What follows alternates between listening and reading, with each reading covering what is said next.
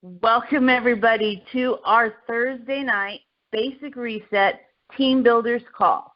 My name is Penny Kyle, and I'm out of Central California. I am absolutely super excited tonight because, my goodness, we're going to hear a story that is so incredible. I hope every single one of you went out and got somebody on the call tonight because it is such an inspiring story. Here at Basic Reset, we are, inspiring others. We're creating dreams. We're helping people achieve those dreams.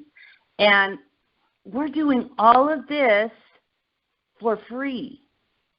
I am so excited tonight because where on earth are you going to be able to really have a $1 million business in the palm of your hand for free? Never have I ever seen anything like it. It's incredible. We are building incredibly large. It is just an amazing time to be a part of Basic Reset. I am happy to bring up somebody who's near and dear to me, someone who's been a best friend and a sponsor and a mentor, and I just can't say enough about him, but that's Mr. Randy Steen. Randy, are you here with us tonight? I sure am, Penny, and thank you for that nice welcome. And I want to extend what you did to people, a very warm welcome to everybody that's on the call tonight. We got people that are joining us from all over the country and in other countries. By the way, I've been in St. Thomas, Ontario, and it's been a long time ago, but I've been there. So I thought you were thinking about the Virgin Islands also. I guess we're all thinking warmer this time of the year, aren't we? But listen, we're glad to have everybody here. Tonight we're going to be sharing some things with you about this company called Basic Reset. We're going to be sharing some things with you about what makes this company different than others. And, of course, some of that you've already heard. The fact is that we're free. Now, sometimes people get a little mixed up on free. They think that free means that you don't ever have to do anything and it's just going to go rocking and rolling for you. Well, it's free to join and there's no monthly order required, but, of course, you have to still talk to people and share what we have with people. We just set it up so that it's easy for people to get in and become involved. Once they become involved with us, well, guess what? Once they get the vision and the desire and the dream of what this company offers, and they learn that what we have here is something that is special, something that's not the same as it is out there in this world of ours, because there's a lot of network marketing companies, folks. They've been around for a long time now. There's going to be more coming, and there's lots of opportunities out there that people look at, but I'm here to tell you there isn't another opportunity out there that's like this one. There just simply isn't. In my 40, going on 44 now plus years, or 44 years or so of being in the industry, and I've seen a lot, and I've owned my own company, I've never seen anything like this company. I've never seen anything that made it so simple, so easy for people to become involved and change their life. Because, you see, people get involved in network marketing not just necessarily because of a product. Yes, the product gets them interested, and yes, the products change their life. But they get involved in the network marketing part of it because they want to change something in their life, either in their finances or in their time freedom. Cut and dried, that's what it boils down to. They get involved in the business end of it because they want to have more time or they want to have more money. And let's face it, everybody is a prospect because what does everybody want? Everybody wants to have more money, they want to have more time freedom, and they want to save money on their taxes. And guess what? We provide all three of those with our company. Tonight I have the privilege, though, of introducing a special guest to you. Now, what's really interesting about this special guest is that I didn't know that he was necessarily special for a long time. And you'll know what I mean by that in just a moment. As a matter of fact, I was absolutely astounded the very first time that I witnessed what made him special. I was kind of shocked because oftentimes when you run into people that are in a place in life where he is, it's a whole lot different. Everything seems to be different around them. And oftentimes, it's a struggle for them. There was a struggle for this guy, too. Now, the special guest that I'm going to talk to you about tonight, I'm going to introduce him in just a minute. I'm going to talk to him. I'm going to ask him some questions, and he's going to answer them for you. But this special guest, after visiting with him the other day, I'm just absolutely astounded, was born dead. Yeah, you heard me right. When he was born, his mother was only 16 years old at the time when he was born, and he was born dead. They had to revive him to bring him back to life. So he didn't start out in this world easy. He started out in this world pretty darn tough, if you want to, as they say it down here in Arkansas, pretty darn tough. He had a big wall that he had to climb over as an infant. And he did. Came back to life. And it was kind of a struggle for the guy. But what's really interesting about it is when you meet him, you wouldn't, especially if you saw him or listened to him talk on the phone, you wouldn't think that he had any struggles. And what's really interesting about this is that there have been times, and in fact, I'm going to tell you a story a little bit later on after we hear him talk about how it really affected me for the very first time, personally, when I was experiencing something with this individual. Now, a lot of you know this guy. As a matter of fact, probably most of the people on this call know this guy. You see him on Facebook all the time. As a matter of fact, he's probably one of the most diehard particular football team fan that I've ever met. I mean, he'll stand by his team until the cows come home, even if they happen to be losing. He's quite a guy. And what's really interesting is that this guy that has struggled so much in life and started out not breathing, brought into this world dead, and brought alive and only weighed about 3 pounds, has gone on to accomplish some things in life. One of those is being in the top 5 money earners in this company called Basic Reset. And actually, I think he's probably in the top 3 or 4. And he was able to do that because he didn't give up at any time in his life. And I think he's pretty inspiring, and I wanted to have him tell your story. And you're wondering, who in the world is this guy?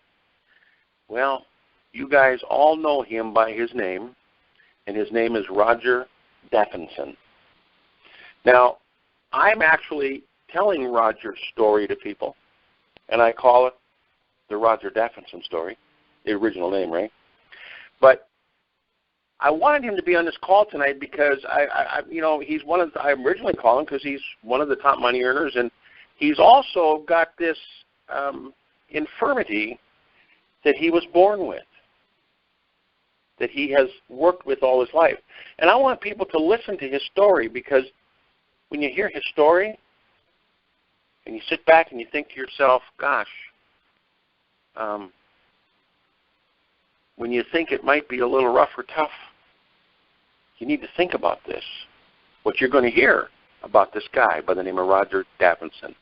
And what I want to do is bring Roger up right now. I want him to come up here and get online. I know that he's on the line because I heard him sign in, and I see him on the screen, his number on the screen. But I want him. I'm going to ask him a few questions, but I want him to come online. And Roger, when you come on, I told them that you were born dead. I mean, that to me in itself is astounding. You were born dead, and they brought you back to life. And you were in the hospital for a little while. Roger, tell us that part of the story. Tell us about your struggles when you were just a little guy. Roger Daffinson, the floor is yours, my friend. Can you hear me, Randy? I hear you fine. Go right ahead. All right. A little bit louder. There we go. Okay. Hopefully this is better. What an introduction. Just fine. Yep. I don't think I could have done that better myself. It made me actually get a little bit choked up here. But yeah, what you said is exactly right. When I was born 3 months early, and like I said, my mom was 16, and I wasn't breathing, so they whisked me right away, and had me hooked up to tubes coming out of every place in my body, basically, and didn't know if I was going to live or die. They told my mom to call the minister and this and that because they didn't think I was going to make it, and so on and so forth. And at that point, you had to be 5 pounds to go home, and I was 3 pounds, and I think it took me about 2 months to gain that 2 pounds to even go home. And at that point, the doctors didn't even know what was wrong with me, and they didn't figure out anything. I was 1 and I wasn't walking, and they said, he's just he's a slow walker. He'll walk. Just hang in there. And I'd wake up in the middle of the night crying from spasms in my legs. I was actually born, in case you guys didn't know, the disease is cerebral palsy, and I'd wake up crying in the middle of the night with spasms in my legs and this and that and the other, and it got to be a year and a half, and I still wasn't walking, and we went to my mom and grandma and everybody, the whole family. We went to Shriners Hospital, where they finally diagnosed me with what I had, which is cerebral palsy, like I said. And so that was the whole start of that. But yeah, luckily, it's a miracle that I'm here just in itself. So you were in the hospital for 3 months, and then you had to, at 3 months you were 5 pounds. Is that how long it took for you to get to 5 pounds? Yeah, if I remember right. My memory about 3 months is a little bit shallow, but I think it was around 3 months. Yeah, I bet. I'm glad that you can remember that back then. Well, I know how difficult that is because my second daughter was born, and she was born 2.5 months premature, and she weighed 1 pound and 11 ounces when she was born. So I know what that's like. She, when I held her in my hand, the top of her head that was at the tip of my fingers, the soles of her feet were just beyond my palm at my wrist, and so she was really tiny. And I know that we had to be in the hospital for a long time. I think it was 3.5 months or so before she was able to get. Now, I don't think she was at 5 pounds yet, but she was to the point where we could take her home. So I know what kind of a struggle that is. But she was born alive. She wasn't born dead. She didn't have to overcome that. Now, you mentioned when you was about 1 year old before you were diagnosed with cerebral palsy. Now, I would imagine learning how to walk when your legs don't work and having to use crutches.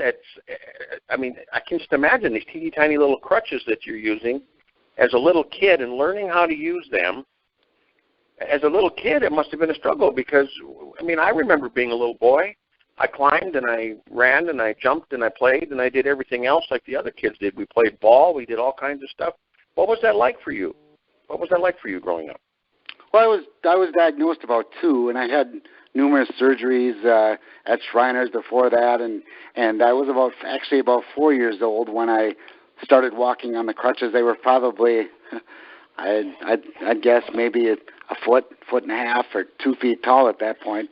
Just tiny little wooden crutches with not the underarm crutches, but the little loops, where your armholes go into them, and I don't really remember a whole lot about what it was like to learn to walk on those. I just know that I got pretty good on them pretty fast, and I could move pretty fast, and it was definitely, I knew I was a little bit different, but I never thought about it to that extent, and I never really thought about how much different I was until later on in life. But I'll get to that in a little bit here too. But yeah, I just I guess from what my mom always told me is I've always been a positive, and I've always had a smile on my face, and I've always been even at that little age, I was just always positive, which is great. Well, okay, so you're this little kid. You got crutches. You started walking on the crutches when you were 4 years old. Well, generally around, 5 years old or later, little guys like to start playing outside and running around and playing ball and, baseball or anything like that. And you told me that you played baseball with a little guy with crutches, and because I thought for sure you were going to say you had to sit on the sidelines while the other kids played. So what? Tell us that. Tell us how that went. No, when I was raised, all my uncles and my grandpa and everybody was around, and everybody liked sports. I mean, they were all, all conference football players, baseball players, and so I always liked to play sports. And I would go outside, and I would get on my knees, and I would play catch, baseball, football, whatever it would be. I would do that. And my little buddy across the street, who lived in Trempealeau, Wisconsin, Wayne Dow was his name actually, and he was going to go one day. And we used to always play catch, and he was going to want to play Little League baseball at 10 years old. And I said, well, gosh, I want to go play baseball too. So I told my mom, I said, I want to play baseball. She never said, no, Roger, you can't go. She said, go down there. So I did. I went down there, and I remember the coach Herner was his name, and I said, I want to play baseball. And gosh, what a great guy to let me play. I mean, considering the situation, I was the catcher on the baseball team, and I would. And when it came to my time to bat, well, obviously I couldn't bat, so the coach would actually bat for me, but I would, whatever you want to call it, run, drag myself, pull, whatever, around the bases as fast as I could, and I would, throw was coming into second, I'd dive into second, my crutches would hit the bag, and I'd hope that I was safe.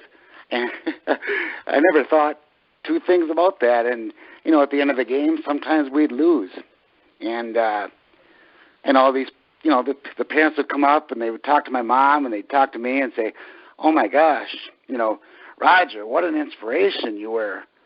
What? Oh my gosh, that's so inspirational. And I'd be like, Mom, what are they talking about? We lost. How could that be inspirational? I hate losing. I never, thought twice about what are they talking about? Why is it inspirational? We lost the game. And looking back on it, obviously, I know, why it was inspirational or whatever it may be. But at that point, I had no idea what they were even talking about. Well, of course, you probably didn't at that time, because obviously by this point you've accepted the infirmity that you have, cerebral palsy, as it was just a normal way of life for you. That's just the way your life was. You didn't think, which is kind of sometimes the way kids are. Kids are pretty resilient when it comes to stuff like that. When an adult gets sick, we oftentimes make it a lot worse for ourselves than because little kids just say, well, gee, I'm sick and I know that's the way it is, but hey, that's just the way it is, and they go on with life. But you were able to handle that, and then you went through life, and I'm gaining into your story here because I want people to understand something about it, which I'm going to explain in just a little bit. But then you went on through life. You're going through your teen years, and then you, from what I understand, kind of got mixed in with the wrong crowd, and things didn't go so well for you there for a little bit, and then you had an uncle that kind of helped you change your life. What's that all about? Yes, I did. Actually, through my getting into junior high and high school, I realized that, I love sports so much, and I realized, well, I probably can't play that anymore because the coaches won't hit for me and so on and so forth. So I kind of went through a period of time, even after high school it was, that I actually dropped out of high school in the middle of 10th grade. One of the worst mistakes I've ever done, but I did. And I was probably 20 or 21 at this point. And my uncle came by and he says, we were going to go watch the Saints practice. And the guy get in the car and he starts driving. He says, well, first I'm going to take you down and you're going to register to get your GED. And so we did that day, and I got the books and registered, and I thought, oh boy, what am I doing? But so I went through all that, and I did get my GED, and thank God we did that, and that was just I wasn't expecting that for sure.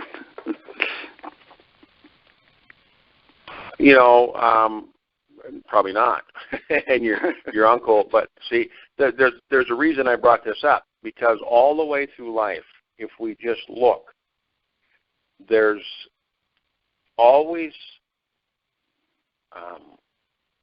there's something in the background. There's someone there sometimes that is kind of watching over you, I guess is what I'm trying to say. But the whole purpose in bringing all of this up and talking about and telling your story, which, by the way, I thank you for graciously sharing your story with us. But the whole reason for going through all this was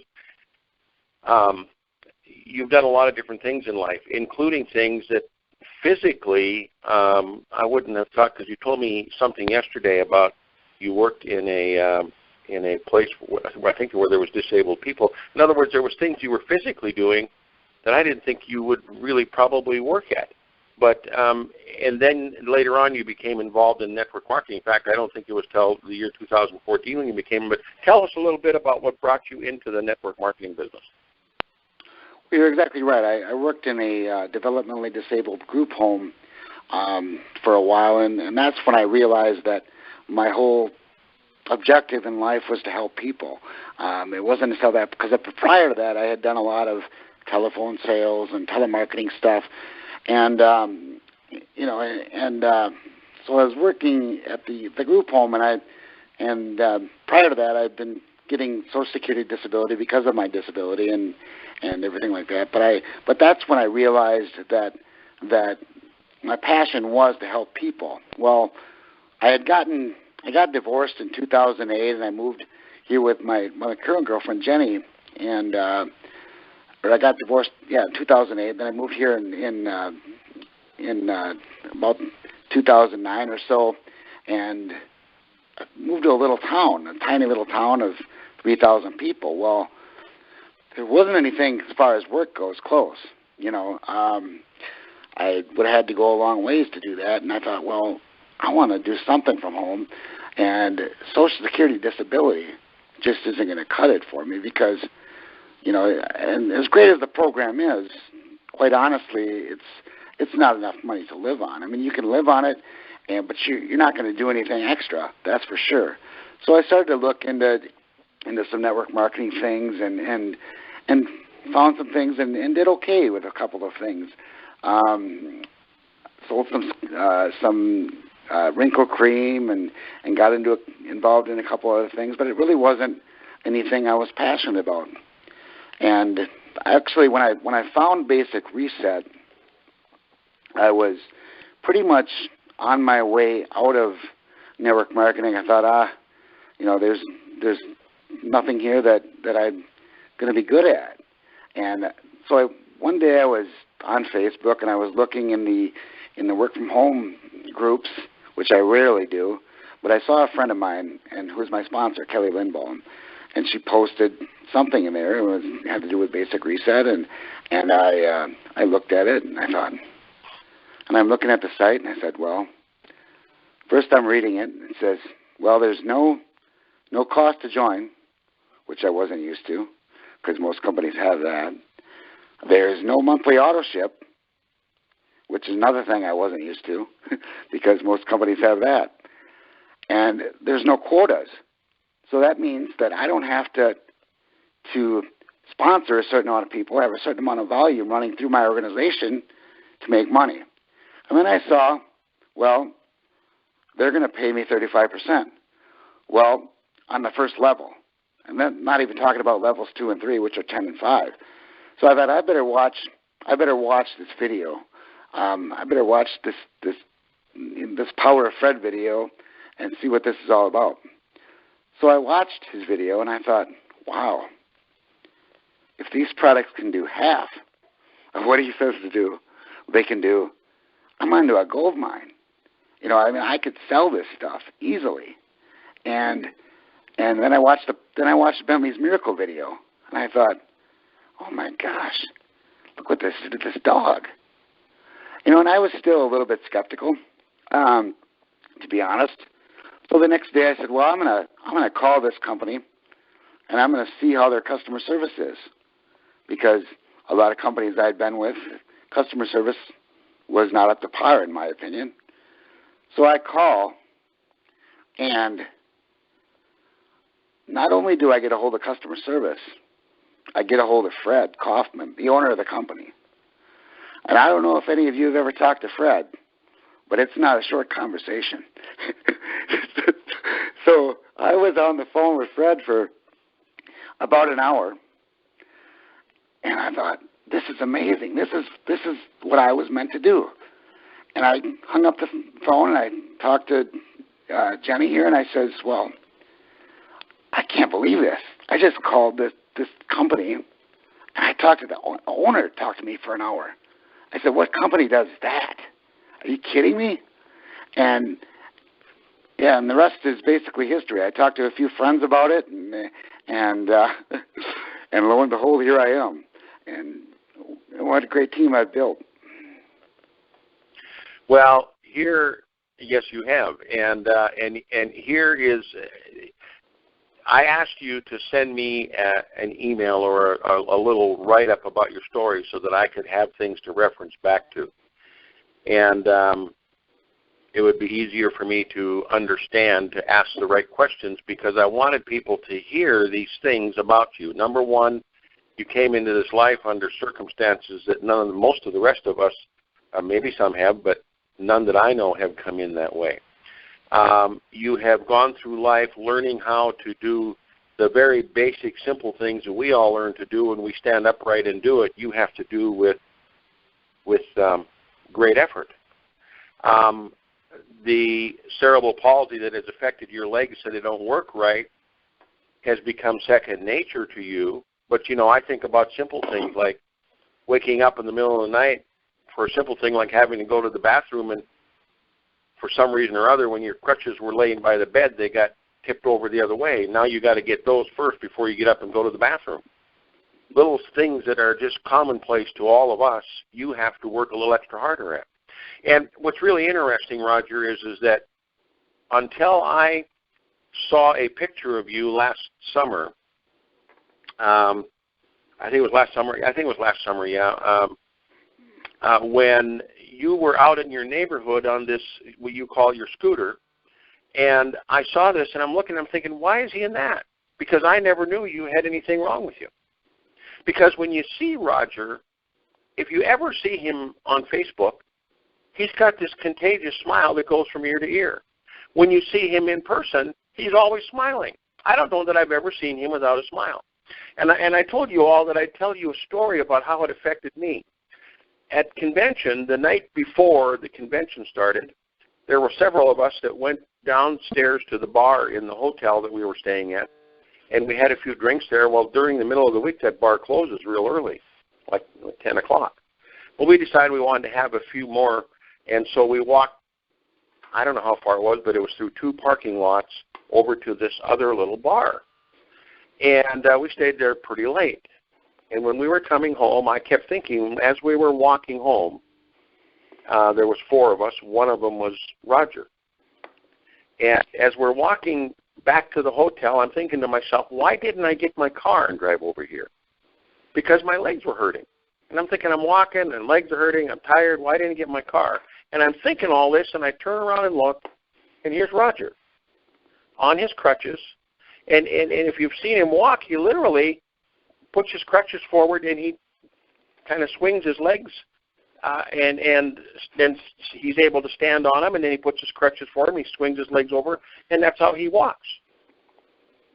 And I looked at him, and I thought to myself, Randy, what in the world are you complaining about?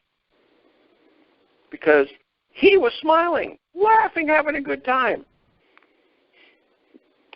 And I was complaining about the fact that I had to walk these few yards from one place to the other. My feet were tired, my legs were hurting, I was out of sorts, and I looked at him and I just thought, this is the stupidest thing you could ever be doing, Randy. Well, then I've thought about him many times. Now, you don't need to have your legs working to be on the telephone to talk to people, but you could very easily take that troubles that you had with your legs not working and make it into such a negative thing for yourself that you could stop doing what you want to do. But he doesn't do that. He keeps on going. And he's built himself up a nice little business. Now, his business is only going to grow more and more and more and more all the time because he shares the stuff, like he said, what have you got to lose? But in this letter, he writes at the very end, he says, 1 year later, 2016, I'm still with Basic Reset. I'm still working this great business, and I still and always will love the products. I've made many new friends that are like family to me now, and you know why? Because I've never felt sorry for myself. I've never made excuses why I couldn't do certain things. And when I read that line, I thought to myself, how many times have I, Randy Steen, said to myself, oh, man, I don't feel like doing this today. I'm kind of tired. I don't know, a little bit of a headache. How many times have I done stuff like that? And then he says, the cards I have been dealt with only made me stronger and try harder. And then he says these words, so what's the excuse you're using? Why are you using it?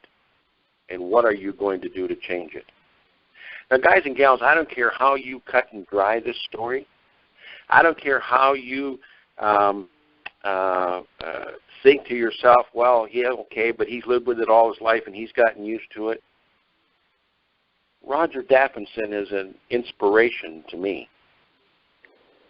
And I think about him an awful lot because he's always positive, because he's always smiling, because he doesn't give up. No, he's human. He's just like everybody else. I'm sure he has days that he's down. We all get them. That's natural. It's part of life. But he doesn't give up, and he doesn't. These words will always stick in my mind. The cards that I've been dealt with only made me stronger and try harder. Guys and gals, this is absolutely astounding in my book. That this company is able to help Roger achieve what he wants to achieve in life. When he was, quite frankly, you heard him say he was about ready to just throw this business out the window. Because like so many other people, he'd gotten involved with companies that it just didn't work. And it didn't work because lots of times the company owners would change things, or the marketing plans really didn't pay what they said they were going to pay, or products didn't work as well as they should have, or they started working and then the company, to save money, would sell the same product but buy cheaper ingredients, and so it all of a sudden just didn't work as well. Or it was so much money every month to order products just to stay active that you get to a point where you've got a closet or a cupboard or someplace plump full of extra products that you're not using, but you had to order them. And they're too expensive to go out and sell to people. And so you quit doing the business. He was at that point. And then he happened across this thing called Basic Reset. Now, I don't happen to believe in coincidences. I think everything that happens to people in life, there is a reason for it. Now, here's the thing about Roger's story. And, Roger, I want to thank you so very, very much for sharing this with us tonight. And I hope that you share that story with people that you talk to, because it's important that people understand that just because you're dealt a raw deal in life doesn't mean you have to accept it. Last week I told a story about burning your boats, which gives you focus and makes you you got no other way to go. You burn the boat, and you got no other way. You can't get off where you're landed if you have to leave by water and you burnt your boat. You can't do it. Well, see, Roger's boat was burned when he was born. He had no choice. Well, he had a choice. He could have given in, but he didn't. Even as a little kid, he said, "Nah, what do you mean? We lost a game. What makes me special? What makes me such an inspiration? We lost." Because in his mind, he'd burned the boat. He only wanted to win. And he's winning here at this company. I know darn well that Roger will go on to make a tremendous amount of money here. He'll always be in the top money earners of the company. He'll probably be the top money earner someday. Because he has that I can do, and I will do, and I am going to do, and I have accomplished attitude. And that's exactly what's driving him on. Now, let's just step back for just a minute and let's look at ourselves. Most of us on this call, probably 99% of us, don't have this kind of a struggle that Roger has to deal with. To him, it's common day, every day. To him, it's maybe not the struggle that we perceive it as, but that's because he's used to doing it every day. But if he were to stop and think about what he has to do every day, he might think that it's maybe a little more struggle than he realizes. It's just the way it is. But most of us don't ever have to deal with that. We just have our normal everyday life that we deal with. And the whole purpose of going over all of this on this call tonight is to help you understand one thing and one thing only.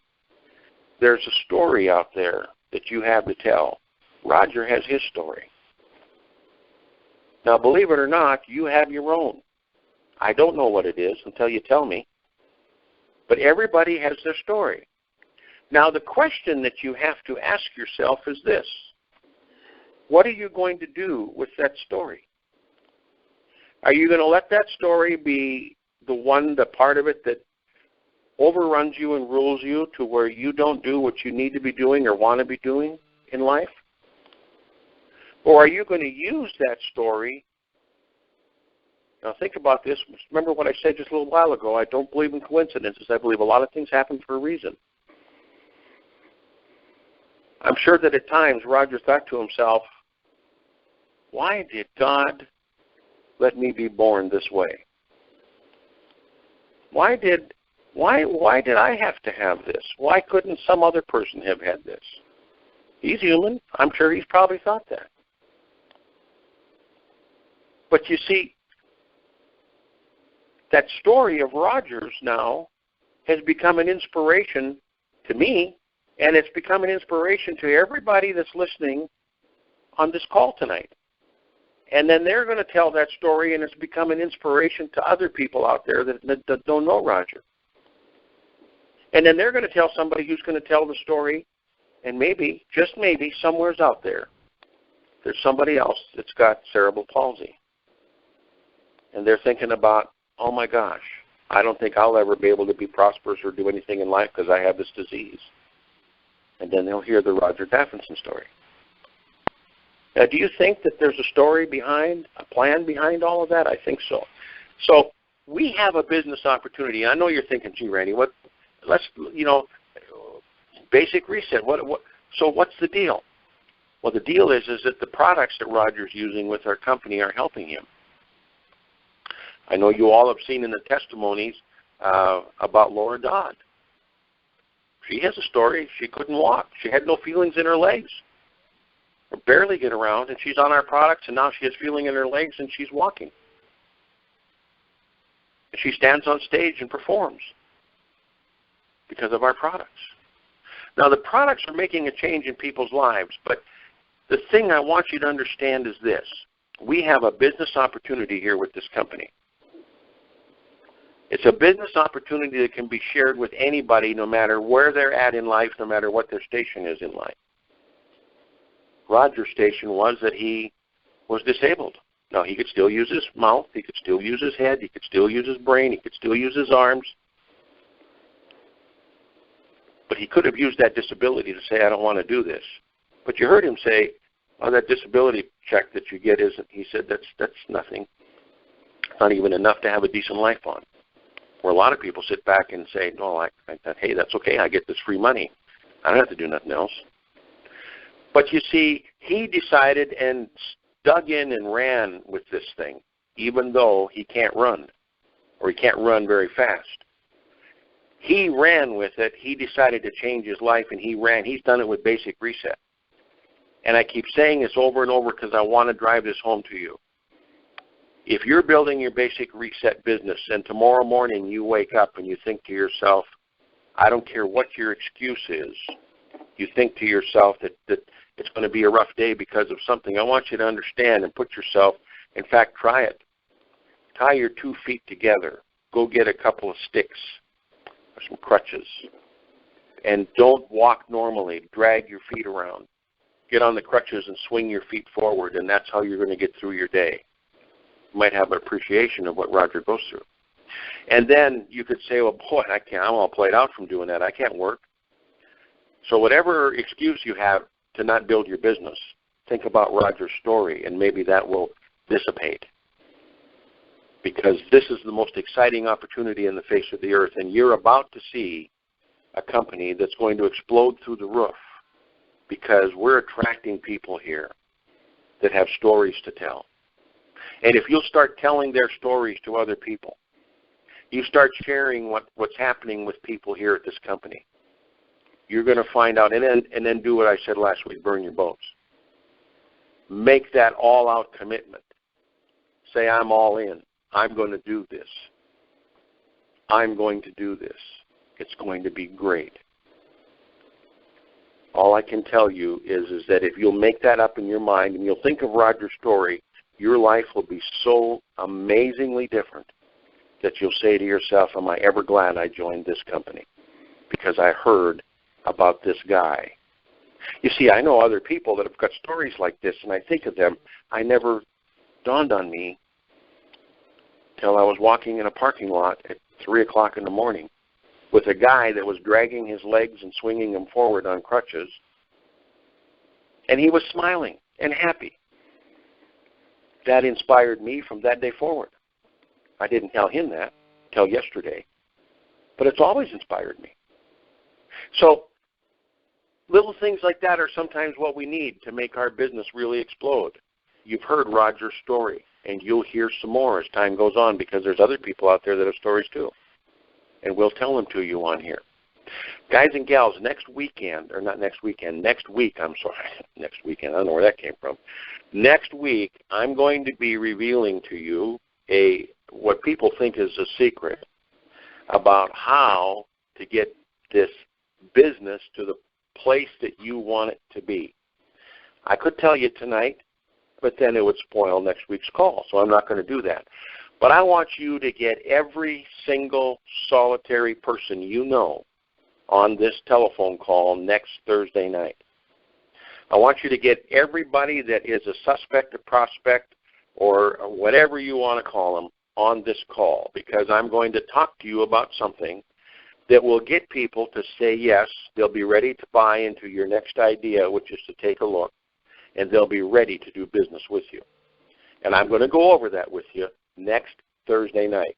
So you want to load up this call. I want to see hundreds of people on here. And as between now and then, as you're going through and doing your business, just put Roger Daffinson in your mind, having to do everything he's got to do, dragging those legs of his on those crutches, and yet with a smile on his face saying, I can do this, I can win, what's your excuse? Guys and gals, I want to thank everybody. Roger, I want to thank you from the bottom of my heart for being on this call. Penny, as always, you do a wonderful job welcoming people, and I want to thank all of you who are on this call listening for being here. Oh, by the way, hold it. Don't go. We have, just a minute. Fred, are you on the call, buddy? Are you still here? Hello? Did I lose you, Fred? I lost Fred, it looks like. Listen, we've got some books to give away. And so I'm going to be calling out 3 numbers. So don't anybody hang up yet. I'm going to be calling out 3 numbers.